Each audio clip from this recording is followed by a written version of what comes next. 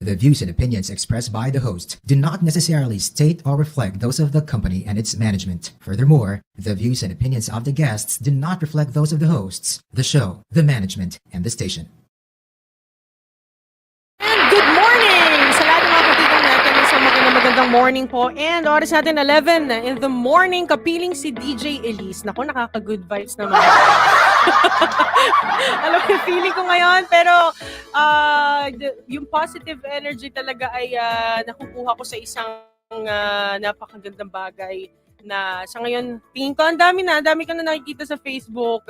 And the plants are having their moment now. So ayan po siya. Meron po akong kasamang plants. Because, yes. Oo, alam ko. I feel that plants bring just about everything good to us kasi nakaka-good vibes talaga. Kaya medyo pineflex po ni DJ Elise at self-proclaim po si DJ Elise na certified plantitas. Higaya lang ako. Ang dami na kasi nating ways, no? Ang dami nating sinusubukan para lang makasurvive. Yes, and para rin masustain natin ang ating health. Number 1 po yan. Kailangan meron tayong napaka strong na personality sa mga panahon na ngayon. Kasi kapag mahina ka, mahirap po yan. Kaya good morning sa lahat ng mga katigang natin na super strong and brave po sa mga umagang ito. Naku, ang dami po, no? Ang daming nangyayari. Pero kailangan nanatili na super pretty pa rin po tayo. Yan po ang pinaka number 1. Pero paano ba natin na-maintain ang ating prettiness, ang ating pagiging healthy? Siyempre, ano po ba ang pwede nating matutunan at malaman? Marami po tayong nababasa, marami tayong nakikita sa internet, pero hindi natin sigurado kung alin ba yung tama at ano po ba yung posible at pinaka the best na pwede nating magawa. Naku, ngayon po, daming puyat ngayon. At napakarami po natin pag-uusapan ngayong morning. Kasi nga, we all know that the global pandemic has spread across. Napakarami nang nangyari, napakarami ng pagbabago, napakarami po nating natutunan din before. Pero, syempre, nakikita natin parang naked ka, no? Kapag wala kang suot na mask, parang hindi rin ako makahingi. Kasi, the use of mask alone is not sufficient. Meron po talagang dapat na nalalaman natin, which is kailangan, importante, meron tayong kaalaman para ma-boost ang ating immune system. At nakikita po natin dyan sa baba. Oo, pag-uusapan natin nga, marami nagugulat, marami nagtataka. At sa sarili ko, hindi ko siya may explain, pero meron tayong kasama ngayon. Syempre, sobrang special po ng ating morning ngayon dahil pinaunlakan po ang ating invitation sa kanya. Mula po yan siya po ang Medical Director of J. Lopez MD Medical Group at Holistic and Integrative Medical Doctor and Certified Nutrition Specialist. And ito ang pinaka-importante sa lahat, anti-aging specialist po siya.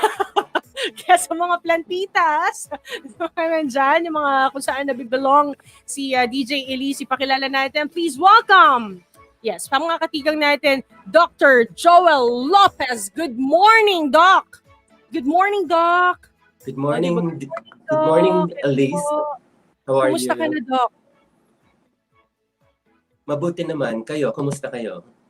I'm very good. Sobrang positive at meron kang nakikita dito na plan sa aking sa mga air purifier daw ang plans. Pero syempre dahil nandyan ka, Doc, sa'yo namin itatanong na nabalitaan ko na merong pinaka-importante, no, para ma-boost ang immune system. Idiretso na natin yan kasi we all know na meron talagang virus na nag-e-exist. May mga hindi naniniwala na merong virus talaga pero totoong meron po talaga. At para rin malaman natin, kailangan we are protected and be informed sa lahat po ng mga information na dapat nating malaman tungkol sa ating health.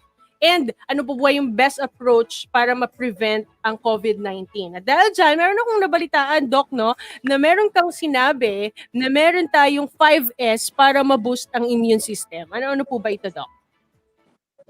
Yeah, so we'd start with sleep, followed by sunshine, supplements, stress reduction, and the last one is SEX. Yes, yan po ang napakasarap pag-usapan, no, ng mga katigang natin. Kasi na hindi natin alam yung mga ganitong detalye. So mag-start po tayo, Doc, sa ating first na letter S, which is sleep. Gaano po ba kaimportante para ma-boost ang immune system kapag tayo ay natutulog? Yeah, sleep is really important because when we sleep, we actually secrete a hormone called melatonin. So itong melatonin na to ay hindi lang siya antioxidant, it's also an immune regulator or modulator. It's actually involved in the immune system. So ang immune system kasi is subdivided into innate or adaptive immune system. Tapos yung adaptive immune system is further subdivided into cellular and humoral immunity. So ang melatonin is important for both the innate immune system at saka sa cellular immunity. Ang ginagawa nito ay ini-stimulate niya ang production ng mga cells tulad ng neutrophils na tinatawag, macrophages at saka natural killer cells. So importante ang mga cells na to para kalabanin ang mga microbes tulad ng viruses, parasites, bacteria, or fungus. Importante din ito para sa production ng mga cytokines, which are actually chemicals that have anti-inflammatory properties tulad ng interleukin 2, 6 at saka 12. Importante din siya sa production ng T helper cells, otherwise known as CD4 positive cells. Ito ay importante especially for viral infections. Yes, Doc, kasi mayroong mga nagtatanong. Okay, what if graveyard shift, pero perfect pa rin ang oras ng tulog mo, kunyari 8 hours talaga, pero baliktad. Ano po ba yung magiging epekto nito sa ating immune system? Yeah, kasi importante yung production ng melatonin sa gabi.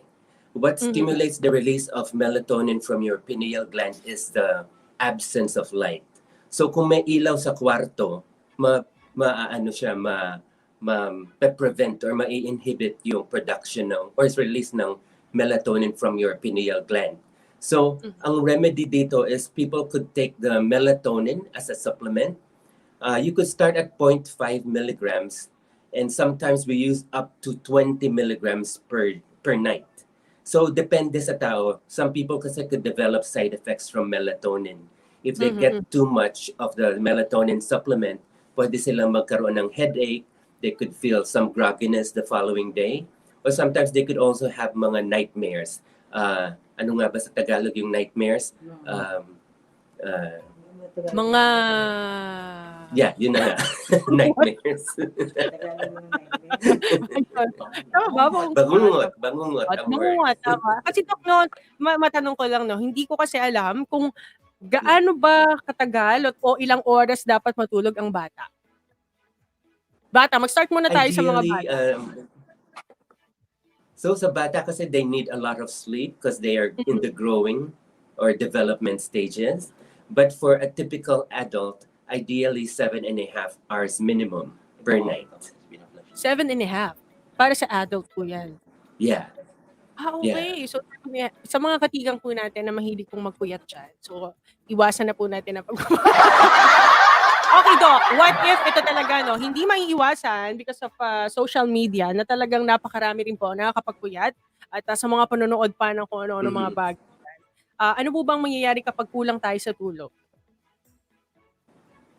Pag kulang tayo sa tulog, it could actually lower your immune system. So magiging sakitin ka pag mababa yung immune system mo. Tapos some people could also develop high blood pressure or even gain weight if they lack sleep. So importante talaga ang tulog because that's a time when our body repairs and regenerates itself. So pag walang tulog, hindi nagdi-detox din yung brain. So sometimes it could also lead to Alzheimer's or dementia long term pag palaging kulang sa tulog. In layman's term, yun yung mga nakakalimot, Doc? Yung talagang nawawala na ang... Nagiging ulyan ba yun yung term? Yes, mga ulyanin sa mga katigang natin. And nabanggit mo ka kasi kanina, Doc, mas importante pa rin ang sunlight kapag ka ikaw ay matutulog sa gabi. Yun ang pinaka-importante. And then, yung pagdating ng umaga, dito pa lang parang nagre-regenerate na yung cell natin. So, Doc, kasama ang sunlight sa ating 5S, paano po nakakatulong ang ating vitamin D, tama ba, Doc? Vitamin D sa ating immune system.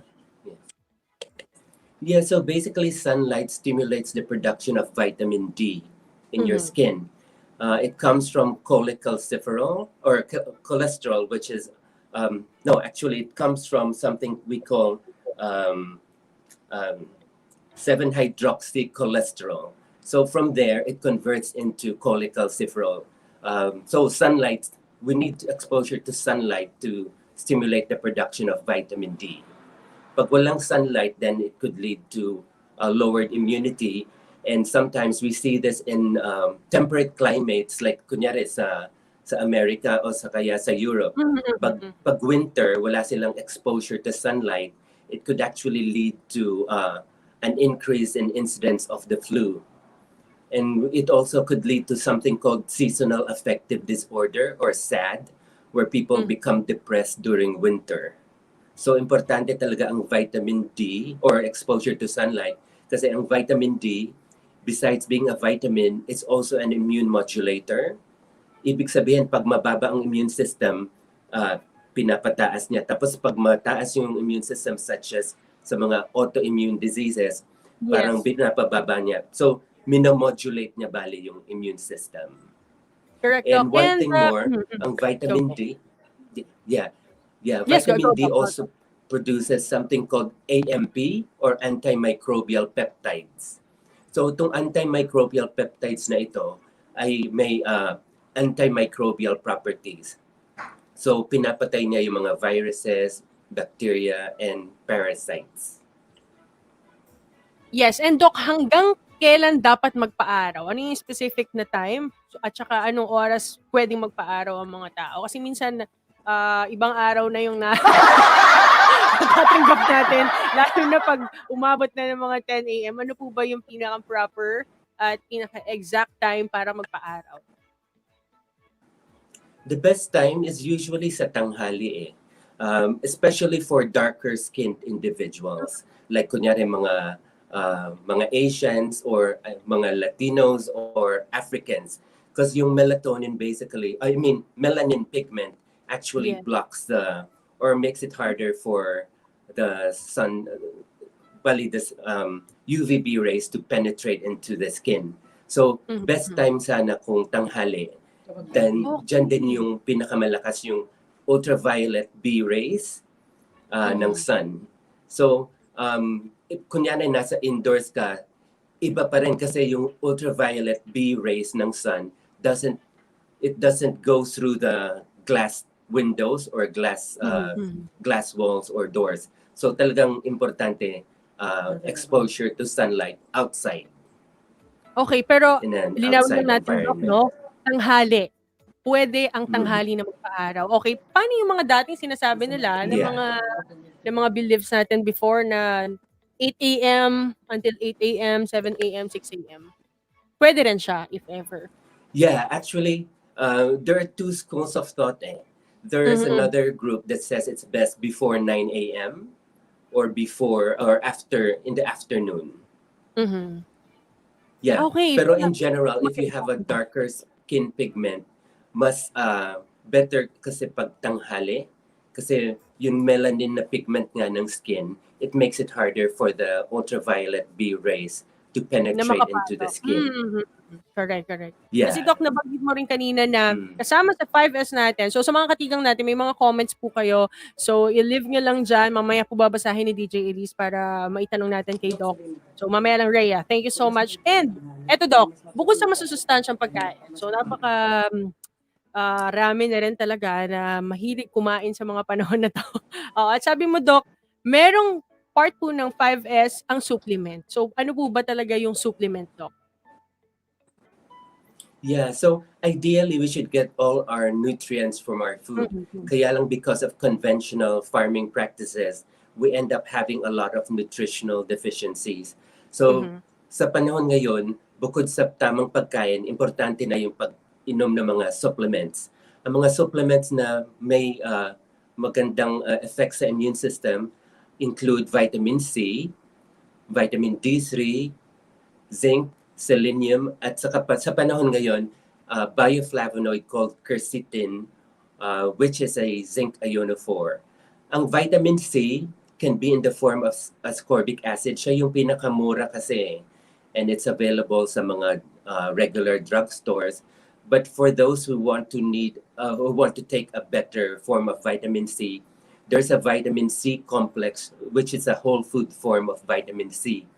It basically has bioflavonoids, which makes the vitamin C even more effective.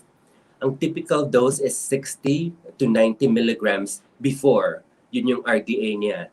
Pero that would only prevent scurvy. So this was back in the 1900s. Right now, the optimal dose of vitamin C would vary from 1,000 up to 6,000 milligrams per day in divided doses. Yung side effects nga lang sa iba, they feel some bowel intolerance, feeling nila yung magtatay sila or masama yung tiyan nila. That's the normal side effect ng vitamin C. Pero Doc, ito ba over the counter? Ang mga supplements Yeah, over the counter siya. You don't need a prescription to get the vitamin C. At available siya sa mga regular drugstores. Yes, meron lang akong i-recap Doc from Vanessa Versosa. Yeah. Pag maitim ka sa tanghali, dapat lumabas para magpa-araw. At kapag mas maputi ka, pwede sa hapon at mas maaga. Yes, tama naman. According sa pagkakaintindi, dahil kapag maitim ka, mas makapal ang melanin. Tama po ba, Doc? At hindi agad mapepenetrate. Melanin pigment. Yes. And sabi naman po dito, ito na, pinapasok na natin yung mga questions from Rhea Pardillo. Safe po ba ang intake ng melatonin sa mga may mataas na blood pressure? Parang may nabanggit si Doc dyan kanina. Yeah, actually, melatonin would be helpful kasi it actually would help with your blood pressure because those who don't have enough sleep are the ones who develop high blood pressure at saka those who gain weight. So importante talaga ang sleep. Pero for those who don't get enough sleep, melatonin would definitely help with that. Basically prevent hypertension long term. Yes, Doc. Thank you so much. And eto habang hindi pa tayo tapos sa mga katigang natin, maraming salamat kay Shulen. Thank you sa pagko-comment kay Annalisa Laurino. Maraming salamat. And yes, magpatuloy tayo, Doc, kasi merong talagang after talaga ng COVID, sobrang daming na-experience sa mga tao. Merong traumatized sa mga nangyayari. Siyempre, yun yung feeling natin. Meron tayong anxiety, nagde-develop tayo ng iba't ibang fears. At hindi lang yan. So kapag nakaramdam tayo ng ganitong klaseng lungkot at pag-aalala, syempre maapektuhan ang ating immune system. Kaya kasama rin po sa ating pag-uusapan ang tungkol sa ating stress reduction. So Doc, gaano ba katindi ang epekto ng stress sa buhay ng isang tao, lalo na sa ating immune system? Yeah. So at least yung stress kasi is actually important as well. Kasi kung walang stress, hindi din mag-i-improve na yung physical or mental stamina natin. So it's short-term stress is actually okay, but long-term stress is the one that's problematic. Ang initial na naapektuhan ng stress ay yung mental capacities natin. It could lead to mga anxiety, depression, whereas long-term, it could actually affect our physical health. It could actually make us gain weight. It could also suppress the immune system. So long-term production or secretion of cortisol, which is a stress hormone, may cause immune dysregulation. So kasi importante kasi yung inflammatory process pag acute stress. Pero pag chronic stress or long-term stress, chronic inflammation could cause more problems. It could be the underlying cause of a lot of chronic degenerative diseases. So importante talaga na we're able to address stress productively. Like kunyari, some people, what they do to manage stress is that they exercise. Some people naman, which is not a good form of stress management, is they overeat naman or they eat a lot of like ice cream or chocolate. Yun ang non-productive form of managing stress.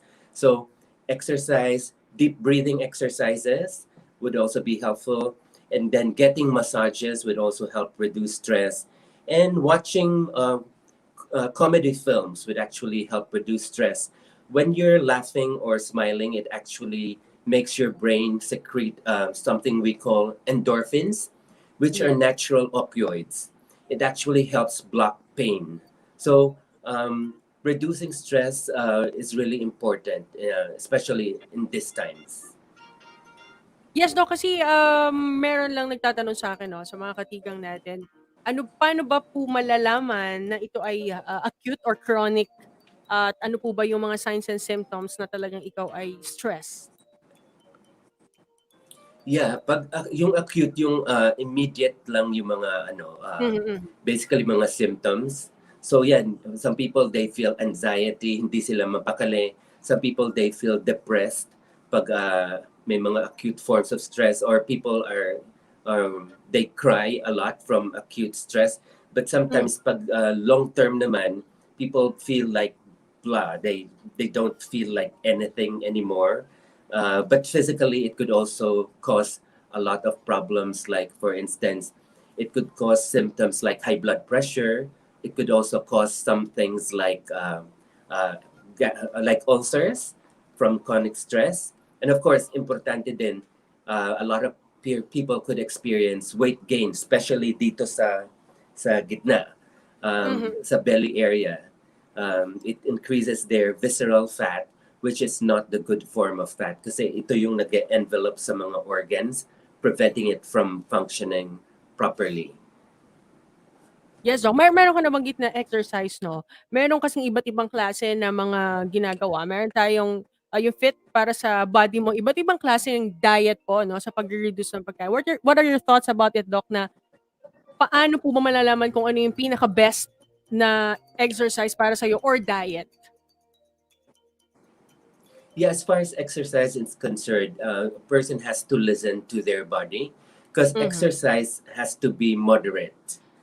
Pag if there's lack of exercise, it's not healthy. But if you also do exercise too much or over exercise, that's also not healthy for the body. What it does is that it increases free radical formation or oxidative stress.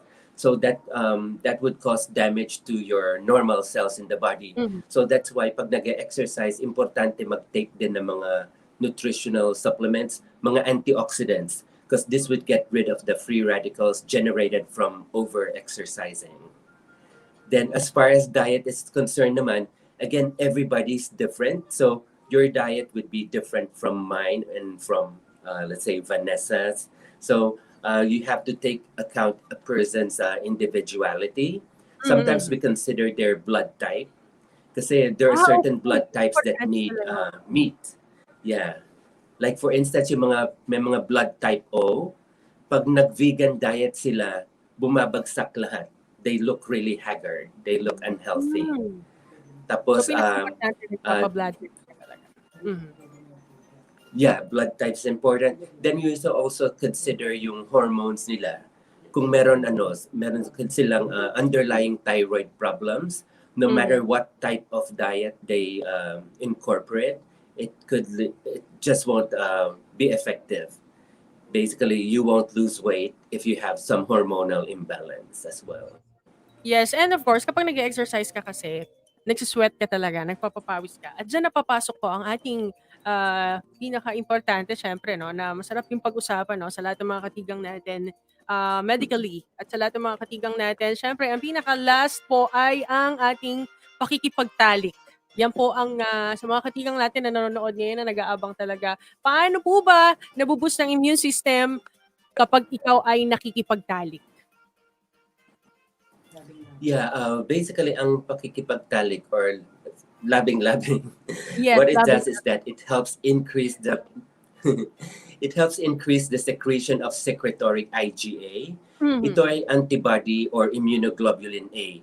Ito ay nakikita sa mga mucous membranes ng nose, mouth, intestinal tract, at saka sa respiratory tract. So what it does, it helps prevent infections, especially viral infections like the flu. Yes, And Doc, they at meron actually din did a mm. study in, I believe, yeah, they did a study in Wilkes University in Pennsylvania on 112 students. They found out that those who have a sex like once or twice a week had a 30% increase in this secretory IgA. which is again important for the immune system. So paano po ba, Doc, kapag ito ay napasobra?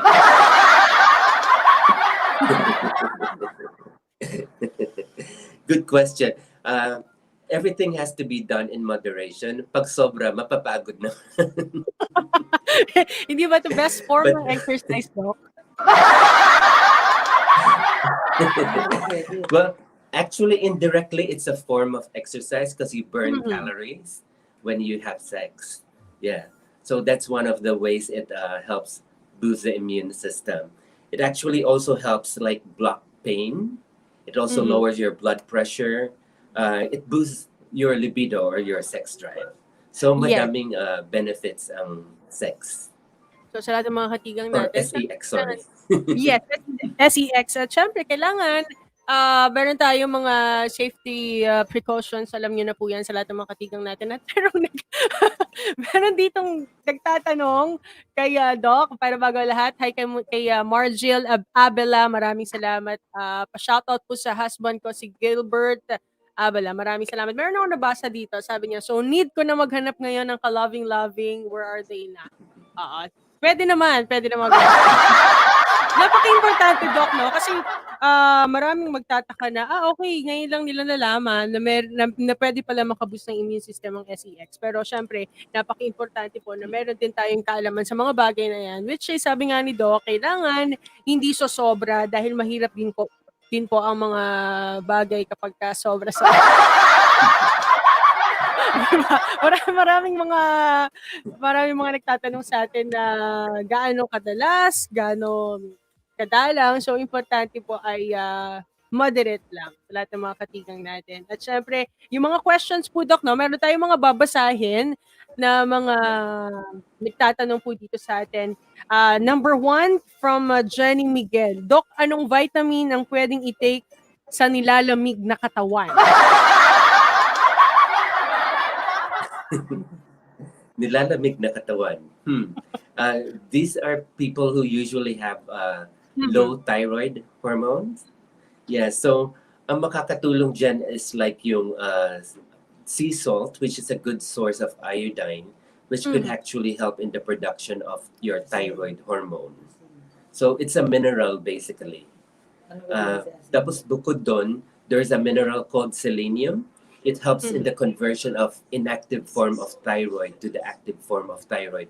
So usually, yung symptom na yan, laging nilalamig, especially during the summer months, yan is a very typical symptom of a person who has low thyroid hormone.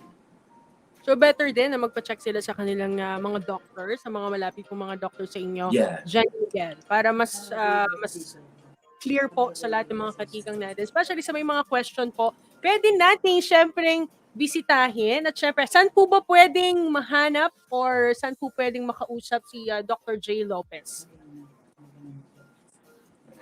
Yeah, actually, you could check our website at jlopezmd.com. And ang clinic namin ay dito sa Centuria Medical in Makati sa 23rd floor. And you could also check our Facebook page as well as our Instagram page. Yes. Again, sa lahat ng mga katigang natin, pag may mga follow-up question kayo. Pero syempre, meron pa rin tayong time. Hi kay Nathalie Roque, Irene Clemente, kaya palang aga mo. Maraming salamat. Good morning sa lahat ng mga katigang natin. Alam mo, Doc, napaka-importante kasi ng 5S na binanggit mo dahil ang mga katigang natin ngayon ay sobrang naghahanap sila ng source. Nagiging mapag-isip na ang mga katigang natin dahil sobrang hahanap sila ng mga bagay na pwedeng makapagpa-survive at maging masaya ang kanilang buong pagkatao. Buong pagkatao, ang lalim. Dok, may question lang ako, no? Meron kasing mga plants, no? Yeah. Totoo ba na air purifier ang mga plants natin dahil marami pong mga plantitos at plantitas na nagkalat ngayon? Yeah, totoo yun. There are specific plants that actually could purify the air. So maganda may mga indoor plants kayo kasi actually indoor air pollution is 90% greater than outdoor air pollution. Kasi pag may indoor air pollution, ayan, may mga dust, may dander, tapos kung may mga pets, you could actually get the fur. You could inhale some of the dead skin cells as well. Tapos what we call volatile organic chemicals, like sa mga furniture, it actually outgasses chemicals.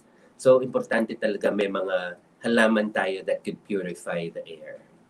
Yes, meron pong specific, no? Hindi lang basta baka meron kayong kalamansi.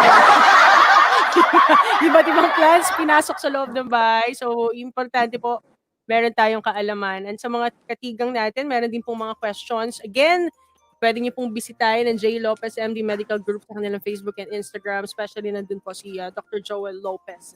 And ang pinaka-importante, tandaan natin ang ating 5S. Number 1, sleep, sun, supplement, ang ating stress reduction at ang ating SEX. Alam na po natin yan ang ating pagtatalik para sa lahat ng mga katigang natin. And again, sa may mga disclaimer dyan. Alam niyo na, maraming salamat. Napaka-importante. And gusto ko magpasalamat, Doc, sa lahat ng mga binigay mo sa aming information. And again, sa mga katigang natin, sa may mga katanungan po. Pwede pa, ating bibigyan ng 1 minute para makapagtanong ang ating mga katigang dito. Maraming salamat. Sabi, hi Doc, may tanong po ako. Matagal na akong nag-IUD. Tapos po wala pa akong check-up. Mag 2 years na po, pero okay naman po ako. Hindi po ba makakasama yun, Doc? Thank you. Good question. Pero I'm not an OB specialist. Correct. Kasi, so I would defer that to an OB specialist. Yes, yun ang pinaka-importante. Again, meron pong specific na mga doctors, may mga specialist para sa inyong mga question. Mas importante rin po na pumupunta kayo. Kapag ganitong klaseng question po, mas maganda sa OP tayo pumunta. And maraming salamat, Margil Abela. Maraming thank you. And dun sa mga nandito pa, thank you, Shlen, sa panonood. Maraming salamat sa mga katigang natin. And Doc, baka meron kang mga gustong pasalamatan? Yeah, maraming salamat, of course, kina Vanessa who connected us with you guys. And of course, salamat din sa iyo. I'm very comfortable talking with you. And just a reminder then, because I made a lot of videos on immune system health sa YouTube channel namin. At J. Lopez. Dr. J. Lopez. Yeah. Yes, gusto rin batiin si Vanessa na na-miss ko na talaga ngayon. I miss you, Vanessa. Andyan ka. Maraming salamat. And gusto ko rin magpasalamat sa lahat ng mga katigang natin. Siyempre, sa mga walang sawang sumusuporta kay DJ Elise. Maraming salamat po. And of course, I would like to thank Beauty Derm also. Maraming thank you po sa mga katigang natin na patuloy na nagbibigay ng support kay DJ Elise. Maraming salamat. And thank you po sa mga nanood ngayon, sa mga nakasama natin. Maraming salamat. And please do follow my official Facebook at DJ Elise T Radio and my official Instagram account, DJ Elise T Radio. Meron pala ako noon, yes. Maraming salamat, Doc. And again, Doc, thank you so much. Maraming salamat po at I hope na salamat din, DJ Elise. And bibisita ako dyan. Again, saan po makikita ang inyong clinic, Doc? Yeah, we're at Century Medical in Makati, 23rd floor. And you could get more information from our website at jlopezmd.com. Maraming salamat ulit, DJ Elise.